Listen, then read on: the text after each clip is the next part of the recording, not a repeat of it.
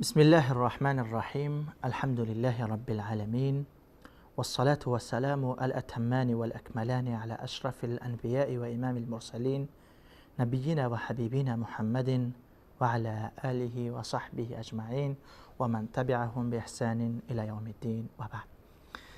بینندگان عزیز و گرامی، البته در قسمت گذشته برنامه گناهان کبیره در مورد ظلم صحبت کردیم و فراموش نکرده باشید روایت مفلس را خدمتتان عرض کردم که مفلس کسی است که با کوههای از نیکی ها می آید، نماز خوانده، روزه گرفته، حج کرده، زکات داده، صدقات داده، اما کسی را دشنام داده، کسی را لط کرده، زده، کسی را کشته، مال کسی را گرفته، کسی را به عزت و به آبرو کرده، در روز قیامت از نیکی های این انسان، از همان نماز و روزه و زکاتی که انجام داده بود گرفته می شود و آن مظلومین داده می شود.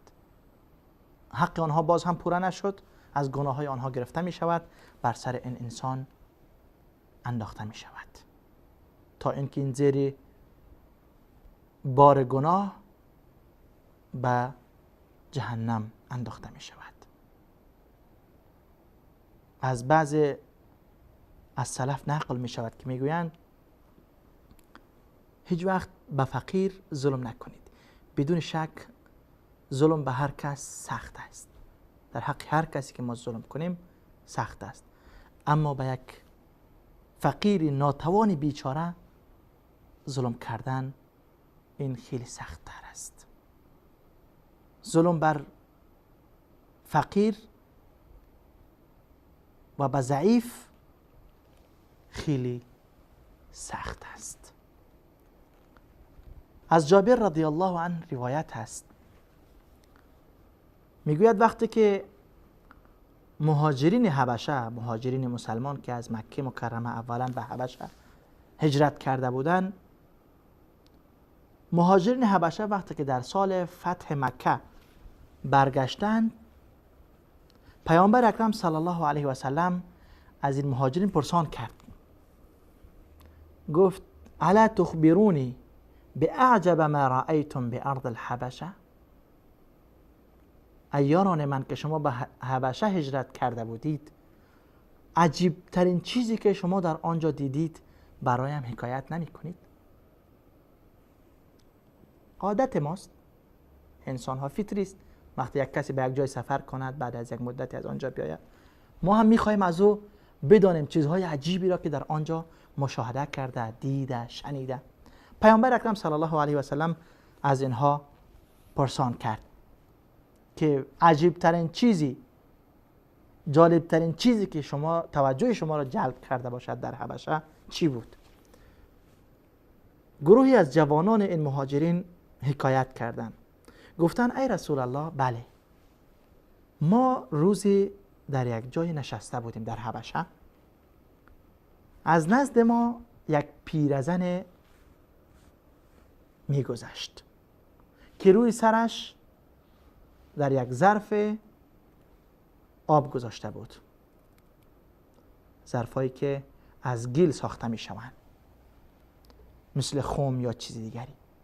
آب داشت روی سرش. این پیرزن از نزد ما میگذشت.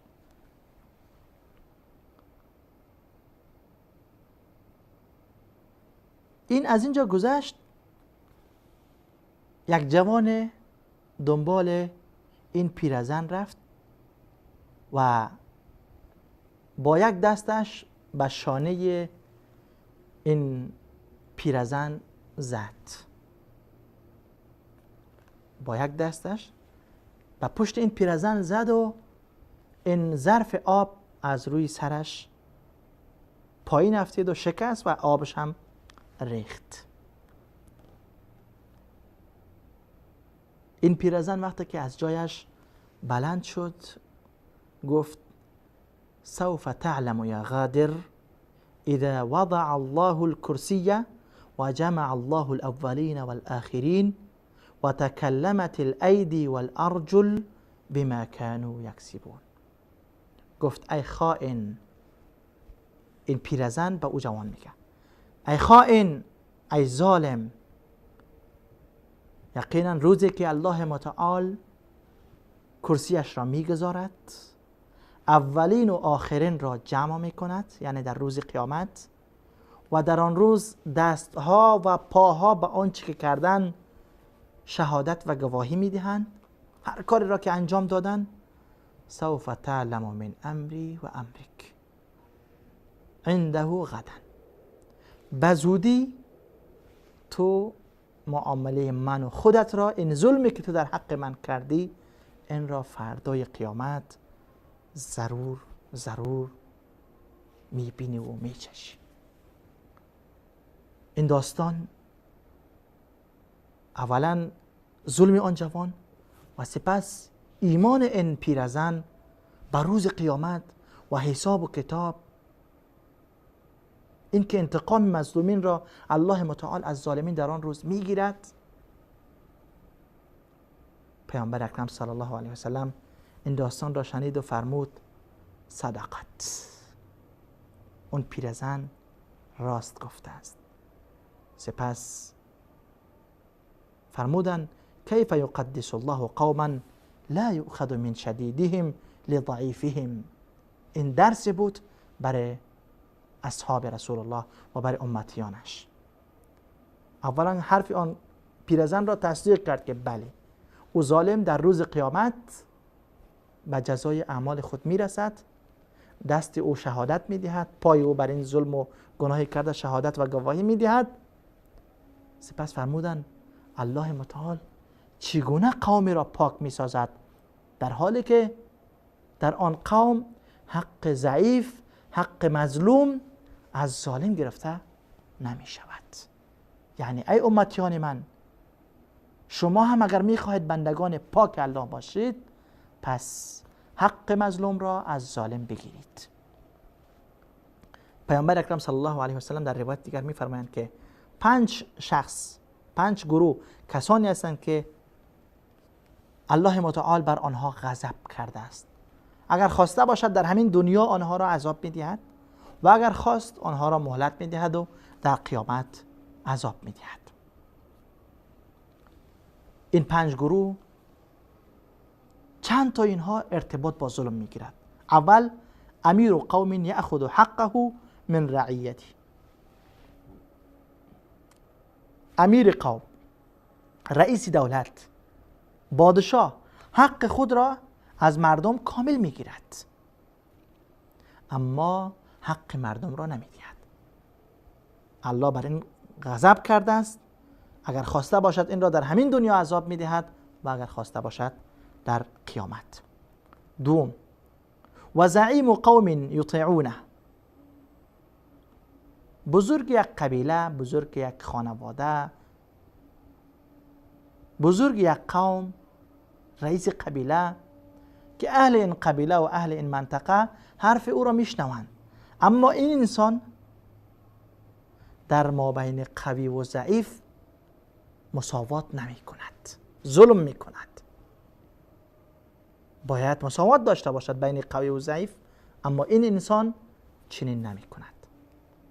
قوی را احترام می کند، بالا می نشاند، با او چیزی می دهد.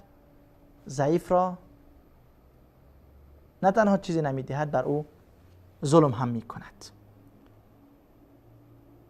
این انسان را هم الله متعال اگر خواسته باشد در این دنیا عذاب می دهد، نخواسته باشد در دنیا. سوم مردی است که لا یأمر اهله و ولده بطاعت الله. خانوادی خود را، فرزندان خود را، فامیل خود را به اطاعت و فرمانبرداری الله امر نمی کند. چهارم مردی است که مزدور می گیرد به خاطر کارش، از آنها کارش را کامل می گیرد، اما وقت دادن حق آنها را کامل نمی دهد یا بر وقت نمی دهد. پنجم مردی است که برای خانم که ازدواج می کند برای او مهر تعیین می کند، سپس مهر او را نمی دهد و می خورد، حق او را می خورد. این ظالم را هم الله متعال بر اینها غضب کرده است. اگر خواسته باشد در همین دنیا عذاب میدهد و اگر خواسته باشد در آن دنیا. از عبدالله ابن سلام نقل می شود که میگوید الله متعال وقتی که کائنات را خلق کرد، مخلوقات را خلق کرد، اینها روی پای ایستادند، سرشان را به سوی آسمان بلند کردند این مخلوقات و گفتند یا رب مع من انت، ای پروردگار ما را که پیدا کردی، حالا تو با کی هستی؟ با کدام ما هستی؟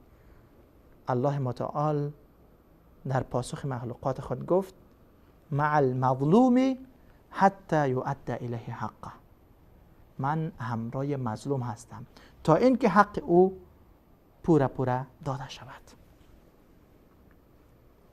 اینجا داستان یکی از ظالمین را خدمتتان عرض می کنم. وهب بن منبه حکایت می کند. یک ظالم از ظالمان، یک ستمگر از ستمگران ببخشید، برای خود قصر می سازد، قصر بزرگ می سازد. روزی یک خانم پیرزن ضعیف می آید، جایی ندارد، خانه ندارد. در پهلوی قصر این حاکم و این پادشاه برای خود یک خانه همینطور مثل کپی می سازد. شاید مثل همین کسانی که در ایران خانه های کارتنی ساختن، از کارتن به خود پناهگاه و خانه ساختن، همینطور یک چیزه که برای خود در پهلوی قصر پادشاه این پیرزن می سازد. پادشاه روزی در اطراف این قصر خود می گشت و چکر می زد، سیاحت می کرد. این پیرزن بیرون رفته بود به خاطر یک حاجتش. پادشاه وقتی که می گشت ناگهان نظرش به این خانه پیرزن خورد که در پهلوی قصر او زینت و زیبایی قصر او را کم کرده است. پرسان کرد که این خانه کی است؟ این را کی ساخته اینجا؟ گفتن از یک پیرزنی است. امر کرد نفرارش را که بردارید خانه این پیرزن را از اینجا از بین ببرید. افراد این پادشاه ظالم خانه این پیرزن را، شاید خانه مثل این خانه های کارتنی که در ایران فقیر و مستمندان ساخته بود، به همین شکل افراد پادشاه خانه او را از بین بردند. وقتی که شام پیرزن به خانهش برگشت، دید چیزی از خانهش خبری نیست. پرسان کرد که این خانه من چی شد؟ کجا شد؟ برش گفتن که خانه تو را پادشاه خراب کرد. الله اکبر. پیرزن سرش را به سوی آسمان بلند کرد، گفت یا ربی، این خیلی تکان دهنده است، گفت یا ربی اذا لم اکن انا حاضرة فاین کنت انت، ای پروردگار من، اگر من به خاطر قضای حاجتم و نیازمندیم از خانه‌ام بیرون شده بودم، نتونستم از خانه‌ام حفاظت بکنم چون بیرون بودم، تو کجا بودی ای رب من؟ ای پروردگار من، اگر من به خاطر انجام دادن کار ضرورتی از خانه‌ام بیرون شده بودم، تو کجا بودی که خانه من را این پادشاه خراب کرده؟ الله اکبر.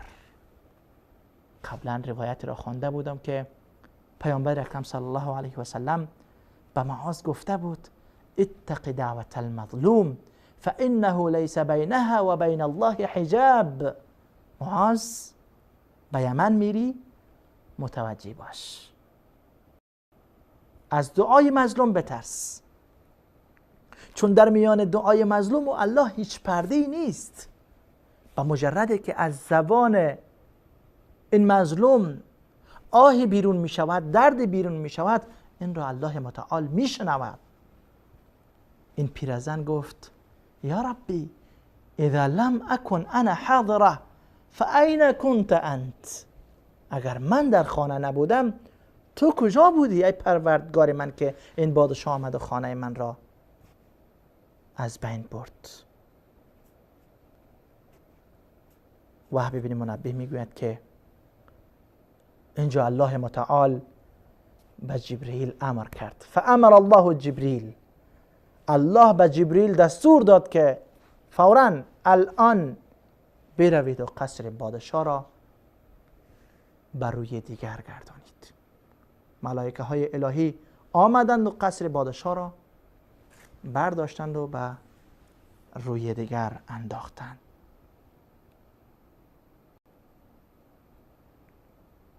خالد بن برمک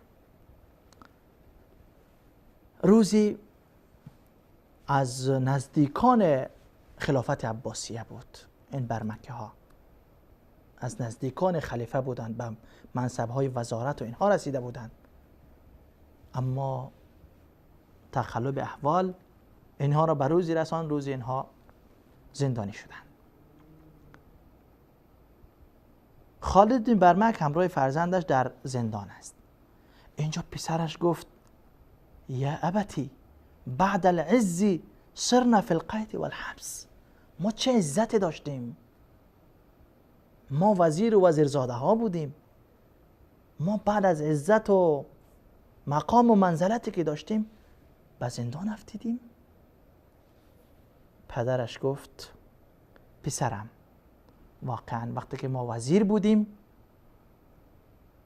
از دعای مظلوم غافل شدیم، در حق کسی ظلم کردیم، دعایی که بر حق ما کرده بود ما نشنیدیم، از دعای مظلوم غافل شدیم، اما الله از دعای مظلوم غافل نشد و ما را از آن عزت و از آن منزلت و از آن کرامت به اینجا و به این حالت انداخته است. از جمله ظلم ها البته این نیز هست که قبلا در موردش قسمت صحبت کردیم، خوردن مال یتیم، خوردن مال مردم، و همچنان از جمله ظلم این است که کسی بالایت حق دارد تو تال متول میکنی، یا به قرض گرفتی یا به هر شکلی از کسی پول میگیری، چیزی میگیری، حالا داری توانایی داری باید بر وقت و فوراً ادا بکنی. خیلی ها اینطور عادت دارن، وقتی از کسی قرض میگیرن چیزی میگیرن، خب فردا او بیچاره هم یا نیاز دارد یا بدون نیاز، چون حقش است میآید طلبگار میشود، این طرف فردا میدهم، خب یک هفته بعد، خب آخر ماه، اول ماه. این یعنی چی؟ اگر نداشت که معذور است، اما اگر داشت و اکثرا دارند و تال متول میکنند. پیامبر اکرم صلی الله علیه و سلم میفرمایند که مطل الغنی ظلم، مطل الغنی ظلم، کسی که توانایی دارد حق طرف را باید بر وقت بدهد. اگر تال متول میکند در حالی که دارد نزدش هست، این ظلم کرده است. و همچنان از جمله ظلم این است که انسان کسی را مزدور بگیرد و از او درست کار بگیرد، اما وقتی که دادن حق او میآید باز یا تأخیر میکنه نمیته، یا هم میته کم میته. این از بزرگترین از ظلم هایی است. و همچنین از ظلم این است که انسان با ظالمین همکار باشد. پادشاهی است، رهبری است، رئیس جمهوری است، رژیم ظالمی هست، اگر مردم یا هر کسی که با ظالمین همکاری میکنن یا در مقابل ظلم آنها سکوت میکنن، اینها هم در حقیقت مرتکب ظلم شدن. داستانی است بعضی بزرگان حکایت میکنن، میگوید در خواب یکی از خادمین ظالمین را دیدم. خادم یکی از پادشاهان ظالم را در خواب دیدم. حالتش، البته او بعد از وفاتش این خواب میبینم، حالتش خیلی وخیم و خیلی زشت بود. پرسیدم در چه حال هستی؟ خادم آن پادشاه ظالم گفت میگه که در بدترین حالت هستم. گفتم میگه کجا رفتی؟ گفت میگه به عذاب الله رفتم. چرا؟ چون او خادم ظالم بوده، حتما در روزی به ظلم او کمک کرده. گفتم میگه که حال پادشاه ظالم چطور است؟ گفت میگه که اونا که حالتشان بدتر از من است. آیا نشنوید قول الله را که میگوید و سیعلم الذین ظلموا ای منقلب ینقلبون؟ آیا ظالمین و ظلم کنندگان و ستمگران متوجه نشدند که آنها به زودی میدانند که برگشت آنها به کجاست و چطور است؟ یک داستان دیگر را خدمتتان عرض میکنم و برنامه را به پایان میرسانم. حکایت چنین است، میگویند یک مرد که دستش از شانه، از کتف، از شانه قطع بود. مردی را دیدم دستاش از شانه یک دستش قطع شده و در میان مردم صدا میزنه، میگه کسی که حالت من را میبیند باید ظلم نکند. من رآنی فلا یظلمن احد. این بزرگ میگوید که شنیدم این کسی که دستش از شانه قطع بود صدا میزد کسی که مرا میبیند هرگز ظلم نکند. این بزرگ میگوید که من رفتم نزد این تا ماجرا را بدانم که قضیه از چه قرار است. میگه رفتم نزد این کسی که دستش از شانه قطع بود. گفتم میگه که ای برادر قصه تو چی هست؟ میشه به من بگویی؟ گفت میگه قصه ما قصه دردناک است. فقط مرا ببین و پند بگیر که ظلم نکنی هیچ وقت. گفتم میگه قصه کو چه گپ است؟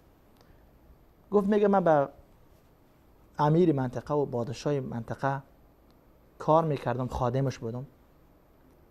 روزی بیرون شدم دیدم یک صیاد، یک شکاری ماهی را شکار کرده و میره به سوی خانه و خانوادش. به این شکارچی و به این صیاد گفتم میگه که این ماهی را بده به من که من میبرم به پادشاه. گفت میگه که نه خیر، من دیگه چیزی ندارم، عیاشه و خوراکه و غذای خانواده من همیست. اگر تو میخوای پول بدی ایرا بگی، من در بدل پول برای خانواده هم چیزی میگیرم، در بدل پول میتونم. گفتم میگه که نه خیر، من به زور میگیرم.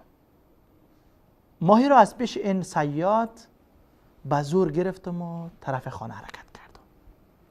امی کسی که دستش قطع است این حکایت میکنه.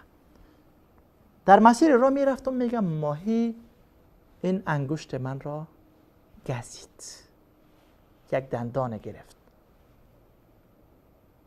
گزید از این انگشتم.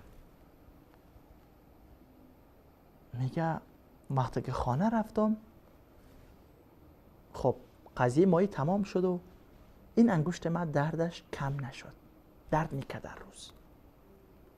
رفتم نزد طبیب گفت میگه که این انگشت تو از بین رفته، اگر این رو از اینجا قطع نکنیم این درد بالا میره و پسان مجبور میشه کلی دست را قطع کنیم. گفتم میگه خب درست است، قطع کنید. انگشت رو از اینجا قطع کردن. میگه 1-2 روز بعد دیدم که درد بالاتر رفت، این جای دست را درد گرفت کامل. باز نزد طبیب رفتم، طبیب دید گفت میگه که حالا مجبوریم از اینجا قطع کنیم ورنه این درد بالا می رود. گفتم میگه خب درست است، قطع کنید. از اینجا قطع کردن. سپس بعد از چند روز این درد بالاتر رفت. باز رفتم نزد طبیب گفت میگه حالا این درد به این منطقه سرایت کرده، ما باید از آرنج دست را قطع کنیم ورنه این بالا می رود. گفتم میگه خوب است، دست را از آرنج قطع کردن. بعد از این از بالا درد شروع شد. باز نزد طبیب رفتم، طبیب گفت میگه که حالا درد به اینجا رسیده، باید از شانه قطع کنیم. اگر از شانه قطع نکنیم مجبوریم که بعداً کل جسدت را از بین ببریم، چون این درد دارد بالا می رود. میگه خوب است از اینجا قطع کنید. از اینجا قطع کردن. بعضی مردم ها از من پرسان کردن میگه که درد از کجا شروع شد؟ آغازی تکلیف از چیست؟ اون را باید پیدا بکنی. میگه یادم آمد که اما ماهی که دست مرا گزیده بود، قضیه و قصه از امو داستان ماهی و شکاری شروع شده. میگه برای من گفتن که اگر اون نفر مظلوم را که تو حقش را گرفتی، اگر رفته او را پیدا نکنی، این درد به کل جسد تو سرایت میکنه و تو را از بین میبره. میگه دنبال صیاد برآمدم. بعد از اینکه دستش از شانه قطع شد، رفت صیاد را گیر کرد. میگه پیش پایش افتادم، گریان کردم. گفت میگه که چی گپ است؟ گفتم میگه که من همون کسی هستم که ماهی را از تو به زور گرفته بودم و ماهی انگشت مرا گزید. این درد این گونه تا اینجا رسیده، مرا ببخش. میگه بالاخره او صیاد مرا بخشید، از او حلالی گرفتم، خود را حلال کردم، از او بخشش او را گرفتم. این درد همینجا متوقف شد و گم شد. حالا به کل جسمم این درد سرایت نکرد. هر کسی که مرا میبیند به حق کسی ظلم نکند. حالا در قریه ها در شهرها میگشت، صدا میزد که هر کسی حالت مرا میبیند در حق کسی ظلم نکند. باید هر کدام من و شما از این داستان ها عبرت بگیریم، هیچ وقت در حق هیچ کسی ظلم نکنیم، که ظلم در روز قیامت تاریکی ها و عذاب های گوناگون را سر راه ما قرار میدهد. الله اگر از ما در حق کسی ظلم شده توفیق بدهد که بریم از او خود را حلال بکنیم و خلاص بکنیم، بخشش او را بگیریم. اگر تا امروز در حق کسی ظلم نکردیم، بعد از این کوشش بکنیم که در حق کسی ظلم نکنیم. ظلم گناه بزرگی است، گناه خطرناکی است. الله همه من و شما را از ظلم کردن بر دیگران محفوظ نگه دارد. دست ما را از ظلم، زبان ما را از ظلم حفاظت نماید. تا قسمت بعدی که با گناه بزرگ دیگری خدمتتان برمیگردم، همه شما عزیزان را به خداوند یکتا و یگانه میسپارم. الله یار و مددگارتان. السلام علیکم و رحمت الله و برکاته.